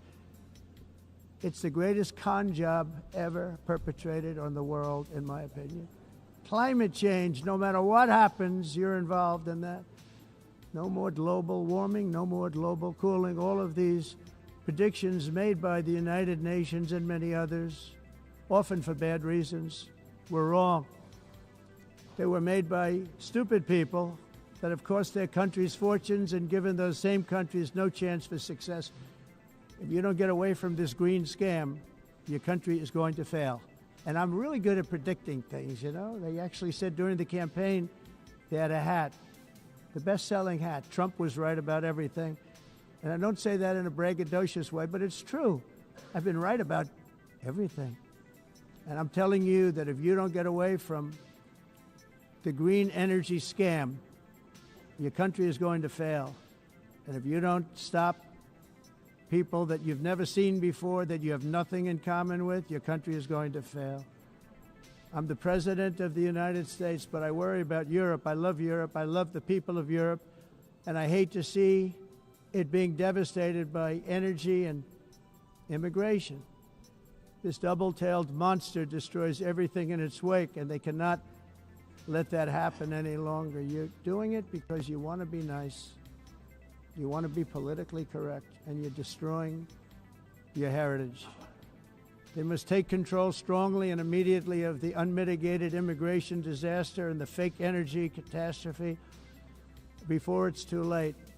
The carbon footprint is a hoax made up by people with evil intentions, and they're heading down a path of total destruction. You know, the carbon footprint was a big, big thing a few years ago. I remember hearing about the carbon footprint, and then President Obama would get into Air Force One, a massive Boeing 747, and not a new one, an old one with old engines that spew everything into the atmosphere. He'd talk about the carbon footprint, we must do so. Then he'd get in and he'd fly from Washington to Hawaii to play a round of golf. And then he'd get back onto that big, beautiful plane and he'd fly back and he'd talk about, again, global warming and the carbon footprint. It's a con job. At extreme cost and expense, Europe reduced its own carbon footprint by 37%. Think of that. Congratulations, Europe. Great job. You cost yourself a lot of jobs, a lot of factories closed, but you reduced the carbon footprint by 37%. However, for all of that sacrifice and much more, it's been totally wiped out and then some by a global increase of 54%. Much of it coming from China and other countries that are thriving around China, which now produces more CO2 than all the other developed nations in the world. So all of these countries are working so hard on the carbon footprint, which is nonsense, by the way. It's nonsense. You know, it's interesting. In the United States, we have still radicalized environmentalists, and they want the factories to stop. Everything should stop. No more cows. We don't want cows anymore. I guess they want to kill all the cows. They want to do things that are just unbelievable, and you have it too. But you know, we have a border, strong, and we have a shape, and that shape doesn't just go straight up. That shape is amorphous when it comes to the atmosphere. And if we had the most clean air, and I think we do, we have very clean air. We have the cleanest air we've had in many, many years. But the problem is that other countries, like China, which has air that's a little bit rough, it blows. And no matter what you're doing down here, the air up here tends to get very dirty because it comes in from other countries where their air isn't so clean. And the environmentalists refuse to acknowledge that. Same thing with garbage. In Asia, they dump much of their garbage right into the ocean. And over about a 1 week and 2 week journey, it flows right past Los Angeles. You've seen it. Massive amounts of garbage, almost too much to do anything about. Flowing past Los Angeles, past San Francisco, and then somebody will get in trouble because he dropped a cigarette on the beach. The whole thing is crazy.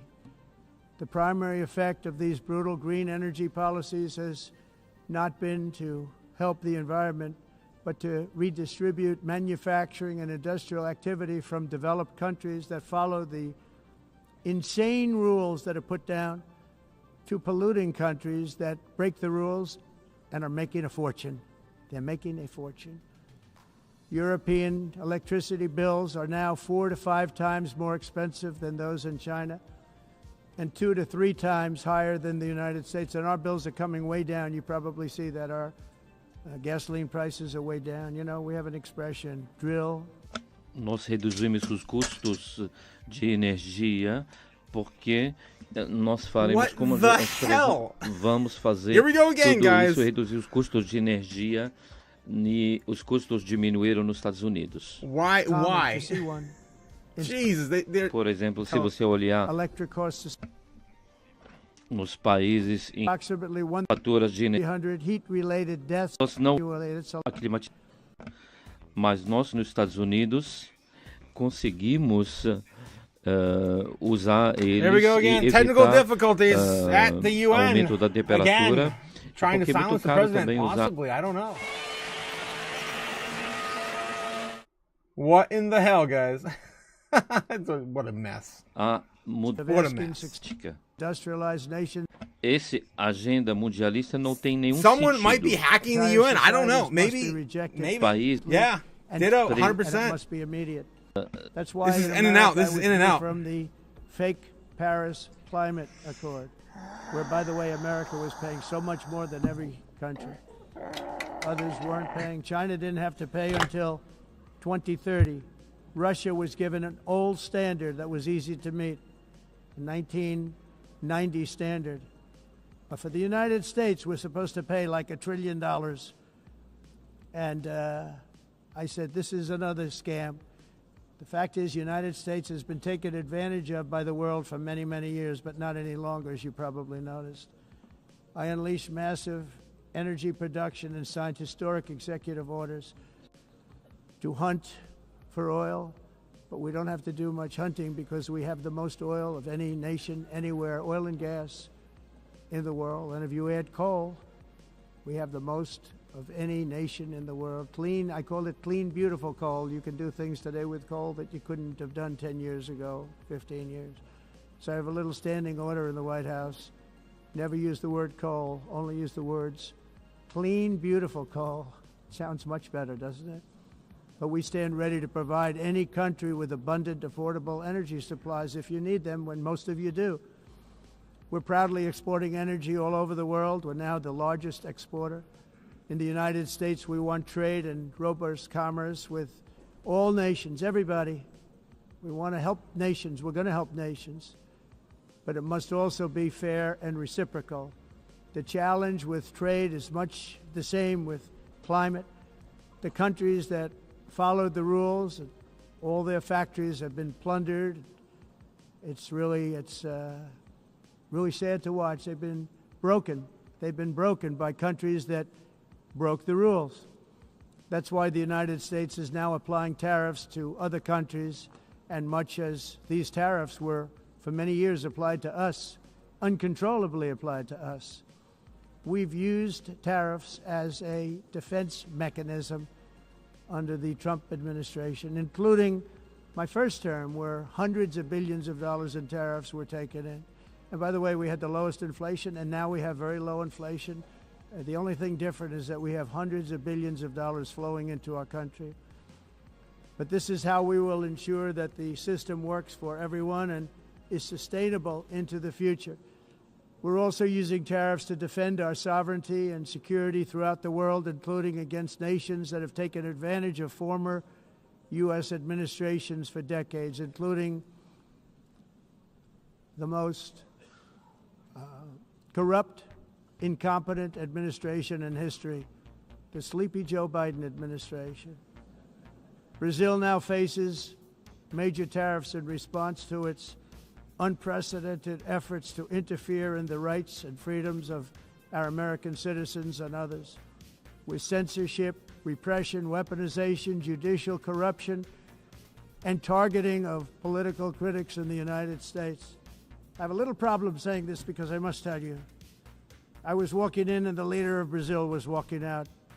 We saw him and I saw him, he saw me, and we embraced. And then I'm saying, can you believe I'm going to be saying this in just 2 minutes? But we actually agreed that we would meet next week. We didn't have much time to talk, like about 20 seconds. They were in retrospect, I'm glad I waited because this thing didn't work out too well. But we did talk. We had a good talk, and we agreed to meet next week, if that's of interest. but he seemed like a very nice man, actually. He liked me, I liked him. But if you, and I only do business with people I like. When I don't like them, I don't like them. But we had, at least for about 39 seconds, we had excellent chemistry. It's a good sign. But also in the past, Brazil, can you believe this, unfairly tariffed our nation, but now because of our tariffs, we are hitting them back, and we're hitting them back very hard. As president, I will always defend our national sovereignty and the rights of American citizens. So I'm very sorry to say this, that Brazil is doing poorly and will continue to do poorly. They can only do well when they're working with us. Without us, they will fail, just as others have failed. It's true. Next year, the United States will celebrate the 250th anniversary of our glorious independence, a testament to enduring power and American freedom and spirit. We will also be proudly hosting the 2026 FIFA World Cup, and shortly thereafter, the 2028 Olympics, which is going to be very exciting. I hope you all come. I hope that countless people from all over the globe will take part of these will be great celebrations of liberty and human achievement, and that together we all can rejoice in the miracles of history that began in July 4th, 1776, when we founded the light to all nations. And it's something really that an amazing thing came out of that date. It's called the United States of America. In honor of this momentous anniversary, I hope that all countries who find inspiration in our example will join us in renewing our commitment, values, and those values, really, that we hold so dear. Together, let us defend free speech and free expression. Let us protect religious liberty, including for the most persecuted religion on the planet today. It's called Christianity. And let us safeguard our sovereignty and cherish qualities that have made each of our nations so special, incredible, and extraordinary. In closing, I just want to repeat that immigration and the high cost of so-called green renewable energy is destroying a large part of the free world and a large part of our planet. Countries that cherish freedom are fading fast because of their policies on these two subjects. You need strong borders and traditional energy sources if you are going to be great again. Whether you have come from north or south, east or west, near or far, every leader in this beautiful hall today represents a rich culture, a noble history, and a proud heritage that makes each nation majestic and unique, unlike anything else in human history or any other place on the face of the earth. From London to Lima, from Rome to Athens, from Paris to Seoul, from Cairo to Tokyo and Amsterdam to right here in New York City, we stand on the shoulders of the leaders and legends, generals and giants, heroes and titans who won and built our beloved nations, all of our nations, with their own courage, strength, spirit, and skill. Our ancestors climbed mountains, conquered oceans, crossed deserts, and trekked over wide open plains. They charged into thunderous battles, plunged into grave dangers, and they were soldiers and farmers and workers and warriors and explorers and patriots. They built towns into cities, tribes into kingdoms, ideas into industries, and small islands into mighty empires. You're a part of all of that. They were champions for their people who never gave up and who never, ever gave in. Their values defined our national identities. Their visions forged our magnificent destiny. Everybody in this room is a part of it in your own way. Each of us inherits the deeds and the myths, the triumphs, the legacies of our own heroes and founders who so bravely showed us the way. Our ancestors gave everything for homelands that they defended with pride, with sweat, with blood, with life, and with death. Now the righteous task of protecting the nations that they built belongs to each and every one of us. So together let us uphold our sacred duty to our people and to our citizens. Let us protect their borders. ensure their safety, preserve their cultures, treasure, and traditions, and fight, fight, fight for their precious dreams and their cherished freedoms. And in friendship and really a beautiful vision, let us all work together to build a bright, beautiful planet, a planet that we all share, a planet of peace and a world that is richer, better, and more beautiful than ever before. That can happen. It will happen. It will happen, and I hope it can happen and start right now, right at this moment. We'll turn it around. We're going to make our countries better, safer, more beautiful. We're going to take care of our people. Thank you very much. It's been an honor. God bless the nations of the world. Thank you very much. Bye. Well, there you have it, guys. Our coin flip at the beginning of the stream was correct. No, we did not get any crypto or Bitcoin spoken to Trump by Trump at the UN. Oh boy! Oh, what a dumpster fire! On behalf of the Assembly, I wish to thank the President of the United States.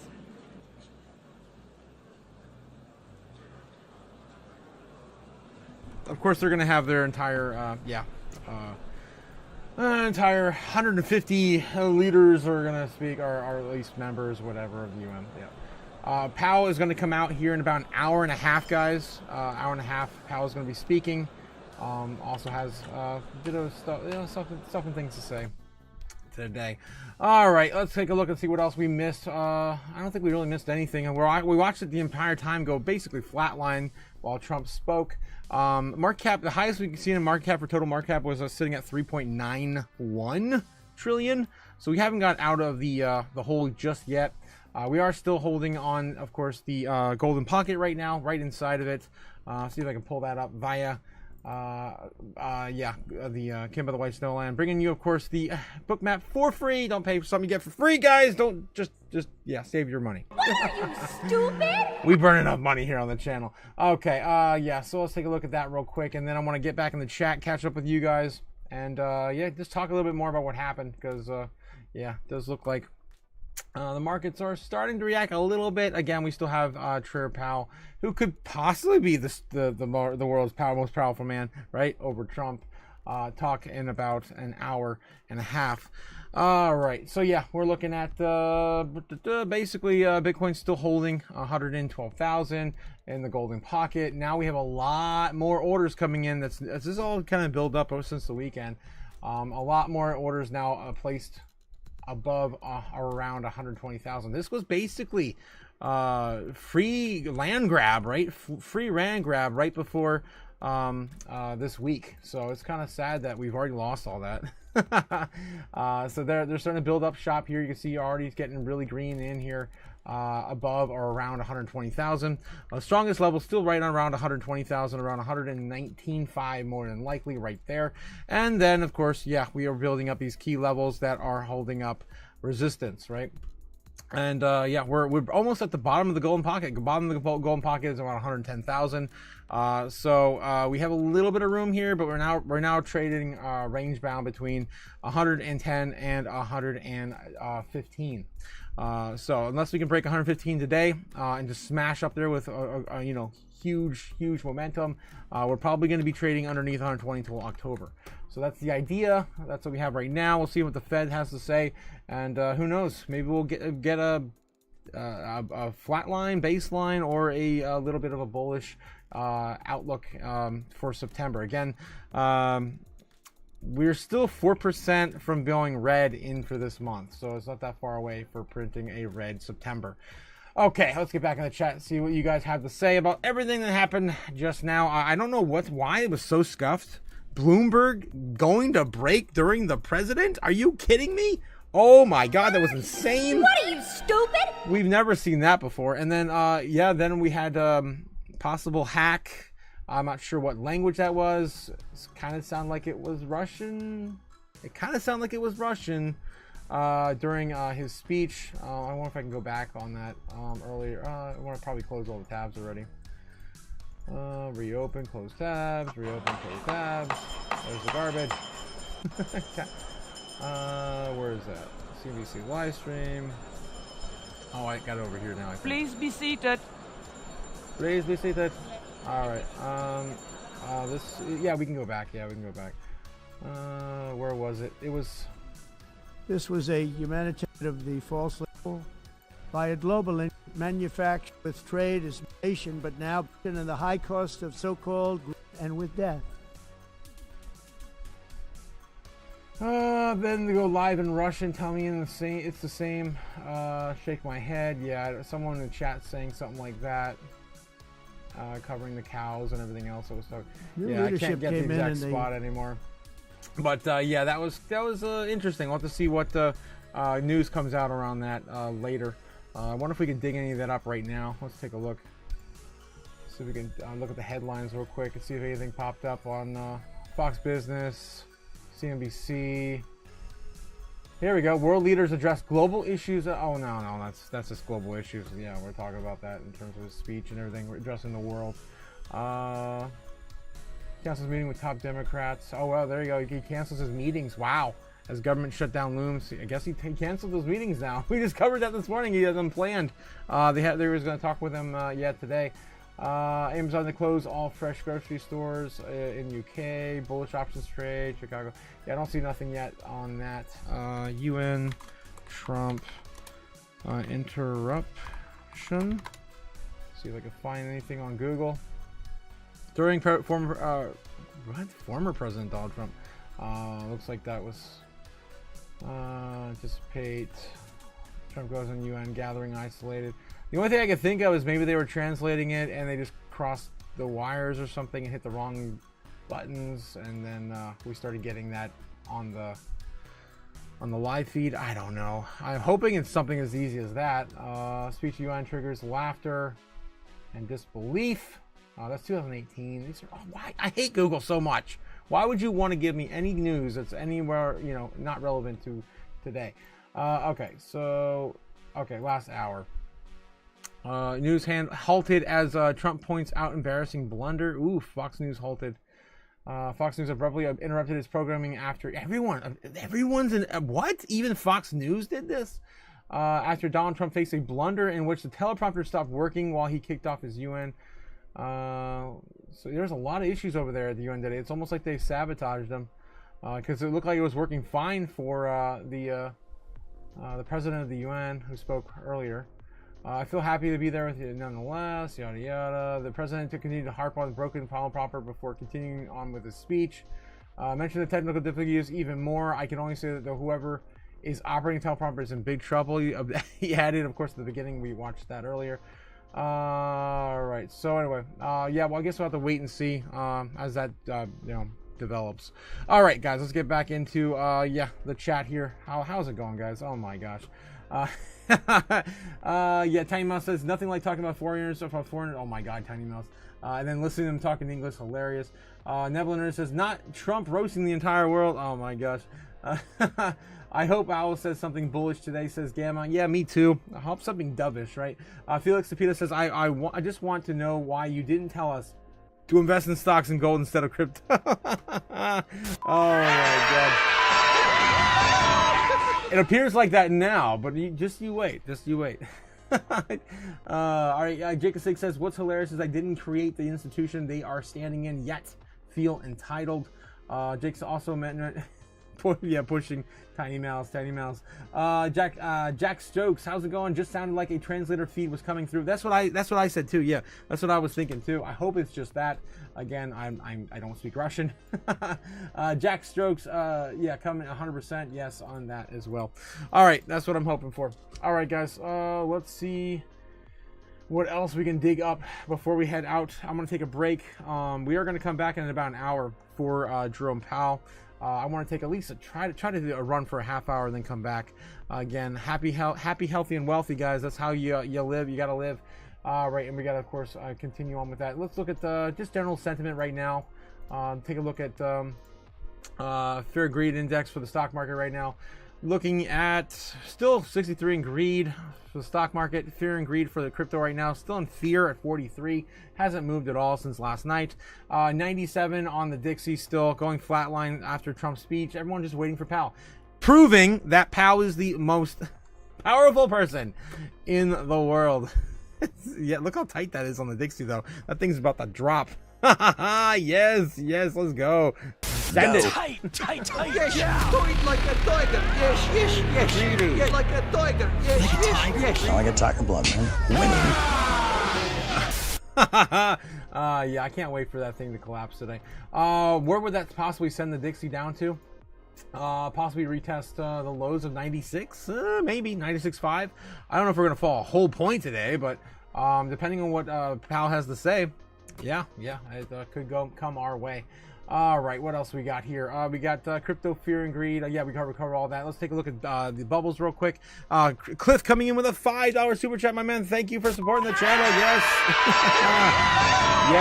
Yes. Get that run in 100%. Don't forget, guys, to like and subscribe. Guys, oh my God, we're up to 928 subscribers now. We're only 70-ish away from hitting our goal, guys. Our main goal is to hit, of course, 1,000 subs. Yes, only 75 citizens of Ohio to go. Hit 1,000, guys. 100% Jake the Snake. Grand Rising Danielson. All right, Danielson.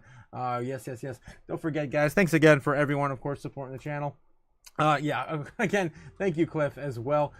You, my man, I definitely are one of my favorites. We were just talking about you last night. We couldn't find you last night, and everyone was talking about you. Let's see if I can catch up with you guys on the leaderboards. Of course, Cliff coming in number 1 right now, 275 XP. We got runner-up number 2 with 200 XP is Tola, and Greased Up Nebs guy coming in at number 3 at 125, tied up with Jake the Snake and Strawberry Dragons. Thanks again, guys, for supporting the channel. I love you. All right, yeah, we missed the man bush, says Jake the Snake. Yes, we also missed the snake. Everyone's been talking about you too since you took your vacation, my man. Glad to have you back. Looks like all crypto's starting to come up now. We have a little bit of red, but mostly looking about rolling over into green for the day. It is Tuesday, guys, so it's usually a good day. Tuesday's usually a good day. Wednesday's usually a good day. Thursdays can be good as well, but we start winding down the end of the week by Thursday into Friday. Monday and Friday are usually the lowest lackluster in terms of price action, so it's looking pretty good right now. We have plenty of room to grow this week still. It's still only Tuesday. Okay, that's what's going on right now, guys. I'm gonna take a break and come back later. OTT is in the building. Over the top shot. Yes, how's it going, my man? What's up? Yeah, we're gonna take a break, guys. We're gonna come back in about an hour and cover a Fed Jerome Powell. So I will see you guys in a bit. I gotta go take off and do a run and just fit that into my routine. I'm not stopping, man. Every day I'm running a mile. All right, I'll see you guys. Take a minute and just go catch some food or drink or whatever you need. I ran out of coffee and water during that entire live stream. Crazy morning, guys, and we got more coming up soon. I'll leave you with that. Soon. When will then be now? Soon. Fly me to the moon, let me trade among the stars. Let me see what freedom's like without money and gold bars. In other words, hold my king. Oh! In other words, let's make history. Oh! Till my world is more comes and let me huddle forever more and more and more and more and more. I'm on board. Hollywood talking is yours. In other words, I choose you. In other words, I love you.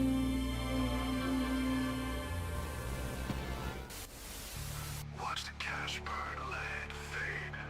A new world rises, we've made the trade. The robots are rising, and he's taking the crown. But we're the ones that